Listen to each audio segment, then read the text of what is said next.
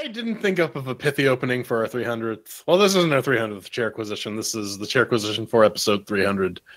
But whatever. We're in chairs at Apocryph today. It's from Bigzur Games, developed on Unity. You can pick it up for around 20 of your local particular currency. Oh wait, is this regionally priced or just regular? It is regionally priced. You can pick it up for 15 pounds, or $3,000 Canadian if you're so inclined. What is it? Apocryph is an FPS set in the brutal dark fantasy world. It takes its roots in old school fantasy shooters, so prepare for intense sword and sorcery FPS action amidst forgotten castles, evil shrines, and decrepit dungeons. Got to thank the devs Bigzur Keys for sending us Bigzur Games for sending us some keys, not Bigzur Devs for sending us Bigzur Devs. Whatever. Get her devs. Pedro's channeling his drunk into me now. I don't know what's going on. Stop it, Pedro. Stop it. This is ChairQAsition. This is where we take a game like Apocryph, play it, talk about it, give our opinions, and maybe do a little bit of quality assurance that should have been done before they push this out to prod.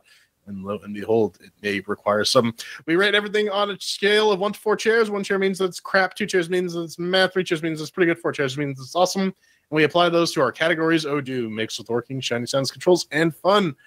So let's kick off mix with the working. Then right, yeah. Let's just round robin this like old school for old time's sake before we get into the wicked new stuff.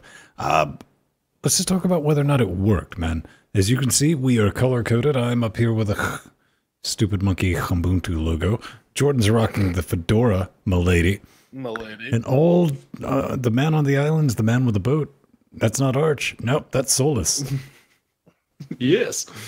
How did it work on this end? You know what? I didn't have too big of an issue with it. Grading it simply in performance, we're going to be testing everything at 1080p. On low, about 70, 74. High, 50, 60. That's with my 980 too. It launched full screen's good, big picture's good. No fucking windowed mode because fuck me, that's why. And like a big thing that kind of nailed it for me, I found out that quick saves don't work, but I'll talk about that when we get to the fun. How about you, Jeb Baby? Yeah, so on Fedora with the 1080 Ti, we're not getting too much of a performance delta between that and the 980. Even with that high-powered Intel CPU. On high, it's averaging about 56 frames a second. Sometimes it'll go above 60. Even if you turn VSync off, it's not really helping that much with the frame rate. Although it does turn into a bit of a terror fest. Like Ben said, there's no real windowed options. You got to do it through the Unity prefs file. And yeah, that quick save just straight up does not work, which is pretty annoying. But yeah, beyond that, everything ran acceptably well, all things considered. What about you, Pedro? Yeah, over here, high or very high made no frickin' difference when it came to the FERPs because I was getting anywhere from 47 to 78 FERPs, depending on where I was looking in each of the maps. So we got to establish that between a 980 and a 1080 and a 1080 Ti, basically the same shit. Yep. Yeah. Pretty much the exact same average there. So yeah, over here, windowed mode does not work. You can set it to windowed mode in the Unity prefs file, and after some massaging, it's almost workable. But one thing I noticed, the video you're looking at right now, I had to start the game from the beginning because I was already at level 4, and the game it would keep crashing whenever I tried to record it. It did. I got a message from Patrons. Like, is this thing crashing a lot on your end? I was like, nope. Yeah, but it was only while recording because I played it a bit more after I was done recording, and without OBS open at the same time, it didn't crash. So something odd is going on there. And quick saves, that's an interesting one. It didn't work at all for you guys, but it worked for me, except it jacked up the brightness all the way up. Like it just. I don't know if I'd call that working, sweetheart. Yeah, it's almost working, but that's like getting a gold star saying an attempt was made. I mean, it's for sure. It saved, and you could quick load just fine. It's just that the brightness was jacked all the way up, like they had a gamma bar, which they have a brightness bar, but it doesn't really seem to affect anything. So yeah, no, it has issues. All right, let's move on to shiny and sounds, Jay baby. Yeah, I mean, the first thing that stuck out to me, because the visuals are not particularly that impressive. But it's not fugly, is it? I mean, it's not fugly. It just looks like Hexen, right? Yeah, it's a Hexen clone. Quakeson. Inspired by Hexen. Quakeson. Quakeson Oats. They basically have the aesthetic down, and you're not going to get any points for it because it's something I've seen Amish before. crave. Barns. Yes. Churned lots of butter. Yeah, the background music is just like kind of this distorted guitar manoodling. When it comes to games with heavy metal soundtrack, I think Siam actually had a better soundtrack than this. This is just kind of meh. It's a bit chuggy. I threw on a podcast in the background just because I was kind of sick of listening to it after a while. I don't know. It's kind of middle of the road for me. It's not doing anything super impressive. That lava texture looks like they ripped it straight out of Hexen. Let's be real. Mm-hmm. Yeah, Pedro. Did it blow out your eyes? Not exactly. Although the amount of particle effects on screen was detrimental to my ability to play this game in any competent fashion at some points. I tried the pixel mode because yes, they have a pixel mode in the options. As someone who played Quake on the Saturn, this particular pixel mode made me feel queasy. That's how bad it was. So yeah, no, the background music is all right. It's a bit that too made loud you by feel default. queasy, and not the shame of having played it on the Saturn. No, it wasn't Quake that made me feel queasy. It was this game in pixel mode. I don't know why. Maybe it's the lack of proper depth perception, something like that. But it did not sit well. Yeah, it did not sit well with my brain, and it made me feel a little bit motion sick. But yeah. So what I'm hearing is you want to play this in VR then? Mm-hmm. No, you don't at all. Yeah, you do. And the whole quick saving, jacking up the gamma makes the game look even more like ass. So you mean astounding? Yeah, you did. More like ass amazing. I agree with you, Pedro. Man, this thing, the biggest thing is it doesn't matter when we say this thing gets to 60 to 70. Sometimes, occasionally, this thing performs horribly no matter what type of graphics card. Even a 1080 Ti can barely tap it on 60 on occasion. But what you were saying about the pixel mode, yeah, I mean, it's got like beautiful, fantastic. None of that. I mean, if you slam it all the way down to pixel mode, it is maybe. Would you agree with me? Like a hair above fucking Quake's ASCII render. A hair, a very thin hair. Basically one of my hairs. Jordan, something I want to get your thoughts on, man. I found myself like not hating, because I played it probably the first 30, 35 minutes. I didn't have my cans on, and I put my cans on, and I was like, wait a minute, do I not hate this background music? Like I said, it's just kind of meh. As far as like guitar noodling and like heavy metal guitar noodling goes, it's kind of middle of the road. But I mean, it works for what the game's trying to do, and it's not like obnoxious dubstep or anything like that. So can't really fault it for it. They did an okay job. So, do you think the performance was limited by Ryzen 7 or your i7 quad-core 8-thread part? I think the M.2 drive did a number on it, and it just couldn't. Oh, that's probably what it was. It was probably our NVMe hard drives that was. Yeah. We're all running them too, so it's got to be that, right? That's probably what tripped it up, guys. I'm going to say this, man. I thought level design was decent. I mean, it really gave me a Quake vibe. What you're looking at right now is like, Jordan, you made a good point in the pre super session. Go back and listen to that, patrons. Is like going around corners. That was very Quake-esque. You're like, I know what's around this corner. Yeah, I would maybe do we want to just switch it over to the control section just because we might as well? Yeah, go. Kind of done with the. Here we go. Here's mine. They work. Yeah, pretty much. Yeah, but yeah, no. What you're getting at is right though. Like the level design is actually competently done.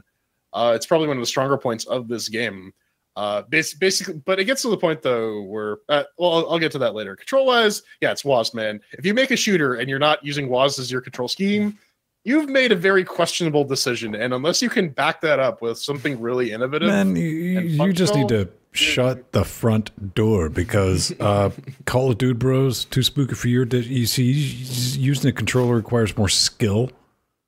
Hell, even using a controller, it's mapped to that WASD paradigm though. Like you just replace the joystick directions with arrow keys and one mouse.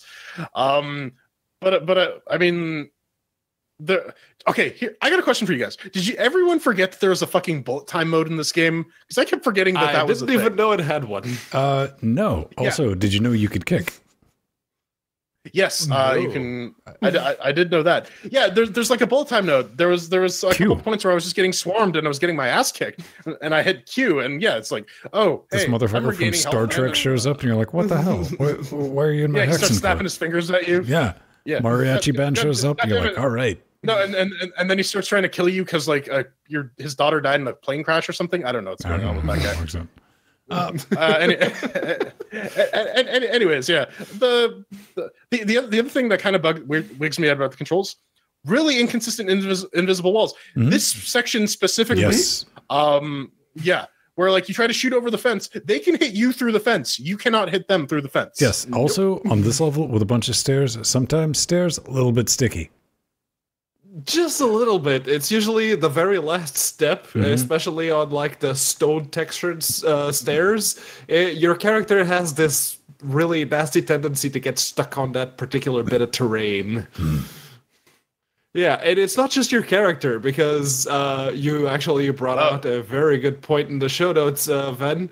The enemies, they just fly off when they hit the stairs. Yep. Oh, they do, man. They also do this. They do this weird jumping thing too. Oh yeah. Trust me, I'm going to talk about that in a hot second. But listen, in general controls, Jordan, I think you're right. WASD, it moves, it does shit, and I don't think anybody in their sideways mind would ever attempt to try this with a controller. So probably not. Now, maybe a Steam controller. What we need to ask ourselves is, did we have fun? Did we though? Did we? Yeah, it's been great. Peace out. See you. Yeah, no, I think the answer on this one is a resounding no, not particularly. No. I know I didn't. I think I was really we had Strafe a while back as like, okay, this is really good, Quake roguelike type of thing. And I really wanted this to be, maybe even if it wasn't a roguelike, if it was as competent as Strafe, but for Hexen, I wanted this to be that so much, and it failed miserably. Listen, I mean, there's some things I like about this game because it's just things you have to discover. Pedro has played this game. He didn't know he could kick. I just thought to ask him. I was like, why aren't you kicking things? And kicking is very handy because immediately into the game, you go from, punching everything, which is a valid solution to most of life's problems, to getting pew-pew weapons, which you have to find different recharge items, right, Jordan? Yeah, there are 3 different ammo types, and each weapon will use one of the 3. Yeah, that's the thing. But it works. I like I like that it doesn't tell you. We were talking earlier, Jordan, about how it doesn't. You liked how the levels ended, right? Or began. It was like, hey, there's the exit, bitch. Yeah. Where they do this thing where like, this is where you need to go, but we're not going to let you go through here. You got to actually explore. Talking about level design, I was talking about a game designer by the name of Janelle Jacquet. She did a lot of the level design for Quake 2. Mm-hmm. She's also written quite a few Dungeons and Dragons modules back in her time. But the maps that she designed have like a really interesting tendency to sort of loop back in on itself, and you can find like multiple entrances to a given area. And this game sort of attempts to do that, but it's a little too rudimentary. where eventually you'll loop back. But especially in games like these where you kind of want to have room to maneuver and circle strafe, I find that there are a lot of like really cramped corridors here, and that's not really. It just makes it a slog. You're just mashing on your freaking left click button until stuff happens. It kind of does. I noticed that Pedro started out in. Go ahead. Oh no, I was just gonna say like but the other thing level design does too with the corners is it forces you to do what we in the business call adopted dungeon pace, where you just kind of sneak forward a little bit, just to draw the aggro of whatever is behind that blind corner, because you know they're there. You absolutely know they're there because they were behind every other fucking blind corner. Sometimes it's the other corner, but they're always behind that one corner, and you just got to draw them out and shoot them. Otherwise, you just get killed to death. Yeah. What I noticed was when Pedro started the game, I was like, "Oh, Pedro, you got it in hard mode. That's nightmare fuel. It's a pain in the ass." I had to dial that back because I wasn't having a fun time, not because of the difficulty of it. You know, I spent like 30 minutes. I was like, "Holy fuck! All this thing's hard to the point of." Well, I'll tell you what it did. It was the middle bit of difficulty that I picked. It wasn't the hardest. It was the middle. What it caused me to realize, though, was, you know, you want to win, so you like adopt your strategy. Just like, wait a minute, AI. This game does not have AI, ladies and gentlemen. It has enemies that as soon as you trigger, sometimes just by swinging your weapon or getting in proximity, then they just all start trying to rush on you at one time. That's what I was talking about earlier. They're the suicide bomber guys from Serious Sam. All of them. Every single enemy does the exact same thing. So my strategy was not so much trying to take out the enemies like old school where, you know, strafing, circle strafing, running backwards. It was, no, these motherfuckers are mindless and you can get them hung up in the actual scenery and shit in the level. Then you get them hung on that. Then you just snipe the fuckers off. So I dialed it back so I could get a little more up close and personal. But Jordan, with the jumping thing, that's something you got to watch out for in this game, because the enemies, if you're above them, they don't handle that shit well. Not at all, man. They this spot that Pedro's in is another specific thing where you trigger that and they get stuck, and if you shoot at them, they fucking jump at you. They jump, but if you're not careful, they will fly up into the air. I mean, like, boom, like, wait, where did it go?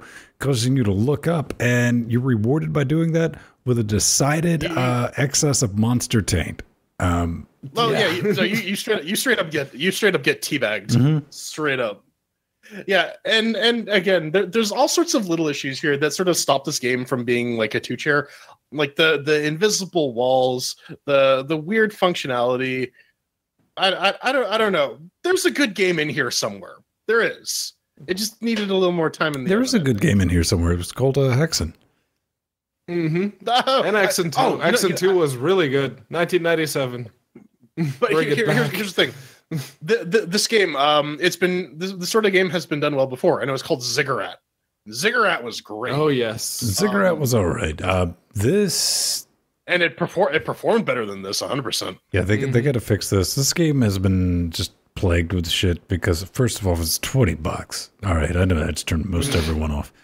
It was released with 3 levels as a finished game, even though throughout its entire early access, they're like, no, the finished game will have like 10 levels or something like. It still doesn't have all the levels. I want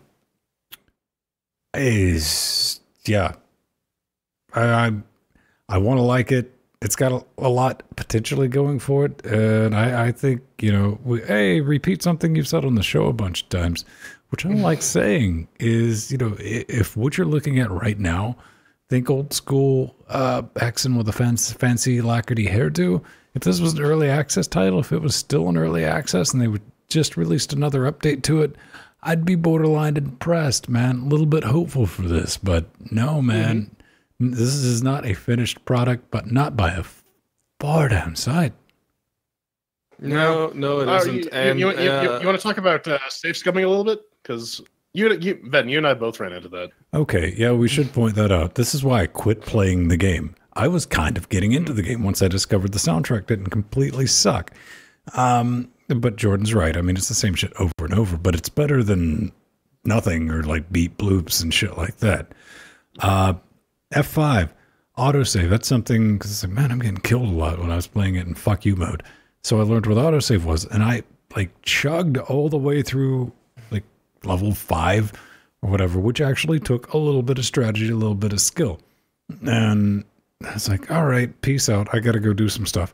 I came back, you know, because I waited for it to load the next level. And this is what really pissed me off. None of my quick saves, or it also didn't register that I had made it to the next level. It didn't start me off on the next levels. I said, fuck this game. Oh man, I ran into a weird bug where like I did a level transition and I still had 0 hit points, and it was just like, are you gonna kill me? No, I had to restore from an earlier save scum I did just to come back, just to complete the level with an appropriate amount of hit points so that I could progress through the rest of the game. Yeah, there's definitely some design problems here, and I really think that more time could have been spent fixing them. And maybe as the game matures, they'll identify them and patch them out. That's the beauty of digital distribution these days. Yeah. Is you can to some degree you can fix your mistakes. This is true. So if we're gonna put a bow on it, what do you think? We're gonna give this 2 cheers? It's gonna get a pass on a technicality that it works, but that's not good. No, it's not. No, it is not. For more information, you can check the news post. That'll have the full breakdown. It'll have all the details, our thoughts, things we may have missed, and per category chair rankings. Let us know if you like the new format or not. Send us some hate mail, which we'll read out next. Also, immediately when. Drew, you gotta say that like this is the new format. We're throwing shit at walls right now, so keep that in mind. Oh yeah, no, this is how it's gonna be forever and ever and ever. I have decreed it. I also like a little behind the scenes before we went live. I know, I'm sorry, this is still in the ChairQAsition. I was like, Jordan, are you gonna stick with that gangster lean? Jordan, absolutely. He's been leaning the entire time.